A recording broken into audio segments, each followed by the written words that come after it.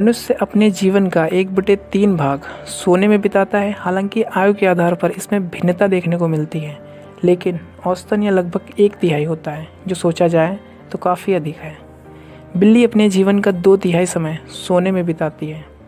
Giraffe को दिन में केवल लगभग 2 घंटे नींद की आवश्यकता होती है। एक भूरे रंग के चमगादड़ को दिन में लगभग 20 घंटे नींद की आवश्यकता होती है। घोंघे लगातार 3 वर्ष तक सो सकते हैं। समुद्री ऊदबिलाव एक दूसरे का हाथ पकड़कर सोते हैं ताकि एक दूसरे से बिछड़ न जाएं। खरगोश अपनी दोनों आंखें खोलकर सो सकते हैं। घोड़े खड़े खड़े सो सकते हैं। डॉल्फिन अपनी एक आंख खोलकर सोती है, जिससे वह नींद में भी सचेत रहती है और शार्क जैसे शिकारी जीवों से अपनी रक्षा कर पाती है। सोते समय डॉल्फिन के दिमाग का आधा हिस्सा सोया हुआ होता है और आधा जागा हुआ।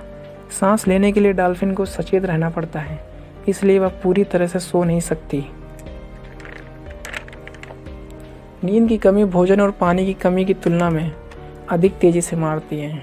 मनुष्य बिना खाए 2 माह तक बिना पानी पिए 30 दिनों तक जीवित रह सकता है, लेकिन बिना सोए मात्र 11 दिनों तक जीवित रह सकता है।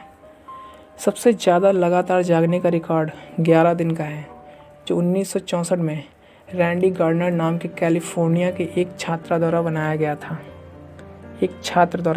था। सामान्य तौर पर अधिकांश स्वस्थ वयस्कों को एक रात में 7 से 9 घंटे की नींद की आवश्यकता होती है। हालांकि कुछ लोग 6 घंटे की नींद के बाद भी बिना उनींदापन के कार्य करने में सक्षम होते हैं, जबकि कई लोग जब तक 10 घंटे तक सो नहीं लेते तब तक बेहतर ढंग से अपना कार्य नहीं कर पाते। जो लोग हर रात 7 घंटे से कम सोते हैं, उनकी समय से पहले मौत होने की संभावना 12% बढ़ जाती है। जिन वयस्कों को रात में 7 घंटे से कम नींद आती है, उनमें अस्थमा, कैंसर और मधुमेह से पीड़ित होने की संभावना अधिक होती है। हर रात 7 घंटे से कम नींद लेना आपको गुस्सा, उदास और तनाव में डाल सकता है। पुरुषों की तुलना में महिलाएं अधिक सोती हैं। नवजात शिशु 24 घंटे में से 14 से 17 घंटे सोने में बिताते हैं।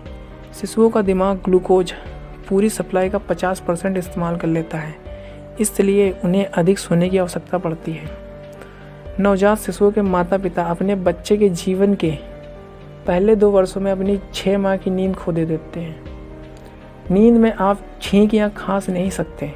यदि आपने किसी को सोती हुई अवस्था में खांसते हुए देखा है, तो इसका अर्थ है कि उनकी खांसी पूरी होने के लिए उनकी नींद टूट चुकी है। मनुष्य में सोते समय सूंघ पाने की क्षमता नहीं होती। यदि सोते समय में घर की रसोई में गैस लीक हो जाए या धुएं की गंध आए तो पता नहीं चलता। ऊंचाई जितनी अधिक होगी, नींद में गड़बड़ी भी उतनी ही अधिक होगी। आमतौर पर 13,200 फीट या उससे अधिक की ऊंचाई पर नींद में अधिक गड़बड़ी उत्पन्न हो जाती है। ऊंचाई में नींद में गड़बड़ी का कारण ऑक्सीजन के स्तर में कमी होना है, जिससे श्वसन प्रभावित होता है। अधिकांश लोगों को नई ऊंचाई में समायोजित होने में 2 से 3 सप्ताह का समय लगता है। सामान्य तौर पर नियमित रूप से व्यायाम करने से नींद आना आसान हो जाता है। हालांकि बिस्तर पर जाने से ठीक पहले व्यायाम करने से नींद आने में मुश्किल होती है। तलाकशुदा, विधवा और अलग हुए लोग अनिद्रा के अधिक शिकार होते हैं। नींद के लिए कैफीन सबसे लोकप्रिय दवा मानी जाती है। दुनिया भर में लोग कॉफ़ी, चाय, कोको, चॉकलेट को शीतल पेय और कुछ दवाओं में दैनिक आधार पर कैफीन का सेवन करते हैं। हम स्वाभाविक रूप से दिन के 2 अलग अलग समयों पर सबसे ज़्यादा थकते हैं, सुबह 2 बजे और दोपहर 2 बजे। सुबह 3 से 4 बजे के मध्य इंसान का शरीर सबसे ज़्यादा कमज़ोर होता है। यही कारण है कि अधिकतर लोगों की मृत्यु नींद में इसी समय होती है। बधिर लोगों के लिए अपनी नींद में सांकेतिक भाषा का उपयोग करना असामान्य नहीं है। ऐसे कई उदाहरण हैं जहां लोगों ने अपने बधिर साथी या बच्चों द्वारा नींद में सांकेतिक भाषा का उपयोग करने के बारे में बताया है।